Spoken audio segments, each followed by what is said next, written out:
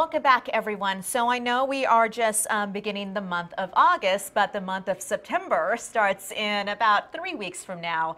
And that is, by the way, when most laws passed by the legislature earlier this year take effect. So our media partner, the Texas Tribune, knows that. And once again, they are doing an award-winning series to explain how those laws will change, how they're going to affect you. So the managing editor, Ian Mitra, is joining us again this morning to talk about what they call 31 days, 31 ways. Good morning. Good morning. How are you doing? I'm great. Explain to us or to our viewers a little bit about what 31 ways, 31 days means, or I guess 31 days, 31 ways. 31 days, 31 ways. This is it. the third time we've done it after a legislative session.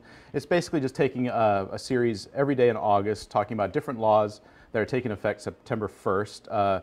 They can be related to a lot of things that we cover, or some things are not related to anything that we cover on a regular basis. Just things that people might be interested in that they didn't know that was a law was passed during the session. Right. I think because after the session ends, people kind of sometimes forget about how this might affect them until it actually goes into place, and then they're wondering, oh, this is what this is all about. Absolutely. And there are just hundreds of bills passed, so it's just kind of hard to keep up with everything. Hundreds of bills. So one issue that you guys tackle, solar panels, which is, very appropriate for this time of year as well.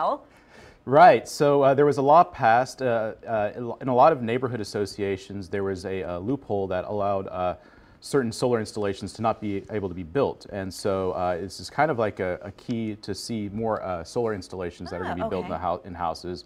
There's still some restrictions that can be applied, but for the most part, this closed a key loophole that allows a lot of people, if they want to build some solar panels on their houses, they can do that now. A lot of the stories that we sometimes cover when it comes to law enforcement is their interaction, I think, with dogs. And Austin, loves their pets. There is something that passed that will affect how law enforcement interact with dogs, right? Right, absolutely. That was the story that we wrote earlier this week. And so there's just on both sides, it's very difficult for police officers to come into a situation where they see a dog, and then for the dogs, of course, their safety is also a concern. So there is a new law that allows some training for officers to learn more about encounters with dogs. So it'll hopefully provide safety for both sides, for families or pets, and for the officers themselves. Okay, so that's just a sneak peek. Anything else that you can tell us about that you guys are covering when it comes to 31 days, 31 ways? Well, next week we'll have an interesting story. It may be a surprise to a lot of Texans, but there's actually it's a violation for a hairstylist to actually work off-site at weddings and things. It's technically a violation.